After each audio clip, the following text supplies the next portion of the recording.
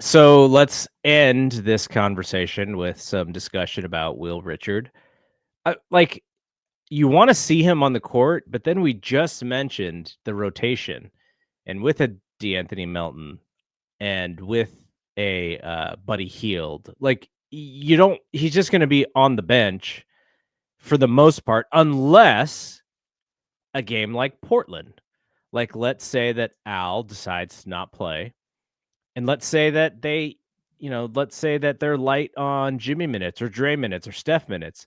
You kind of just go, okay, just let Pods and let Richard and JK and maybe Moody's back and just let those guys just run up and down the court with Portland.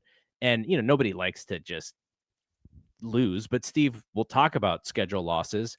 And I almost wonder if there's any value in getting Will some early run in a game like that, where maybe you have to rest a vet or two, and just to see, right? Just to see how he plays in that style. He's going to be playing against a team of young guys who just get up and down the court and chuck threes, and maybe you're just saying, okay, like they have some great prospects. Now we'll let our young prospect go up against those guys and see what happens.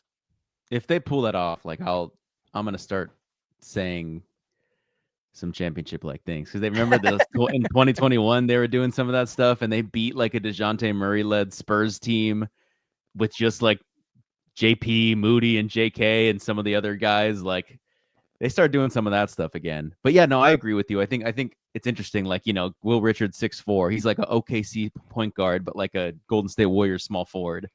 Like, so, he might not, you might not just slot him in as like he's in that guard rotation. He could even be a little bit in that forward rotation because I think he's got a longer wingspan.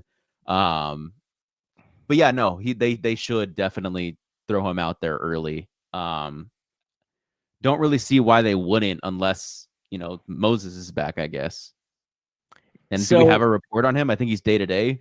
He's not like I didn't even know that he wasn't playing until I saw like some later in the first quarter. I was like, wow, where's Moses? And he just wasn't there. So the idea of Richard is really fun right now. But if you have, like, let's say the Warriors for some reason have their health and they're not having to deal with injuries up and down this season, he's like your 10th or 11th guy, right? So he isn't really in any of these games when you're full squad. Shout out to David Lee. So if that happens, that's like the perfect scenario. And then the dude's just playing a lot in Santa Cruz, I guess, because you don't want him to sit. And like I said, we have to go to some Santa Cruz games to see. Because remember when we went to we saw JK. Who else was Moody and JK, right? When we went to Santa Cruz. Yep. And then we went again another time. Who did we go to see that time? Was that in the Golden State building though? No. This was at the Santa Cruz. Remember, Felix came with us that one time. That was the JK. Oh, that was the JK game. Yeah. Did we? I thought we'd gone with. Was that? Did Obi come to that game Yeah, too? he did. Okay, He so did. that's the one I'm thinking of. But yeah, so I want to see.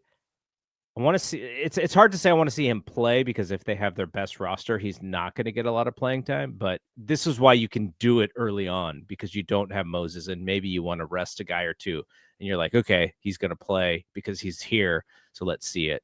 But yeah, the best case scenario if you're winning, if you're just having your best lineups, he's probably not playing and he's probably playing a lot in Santa Cruz. So just something to keep an eye on.